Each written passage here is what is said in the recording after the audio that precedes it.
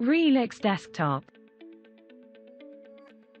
In the new version 2024, a new function to import 3D models is available.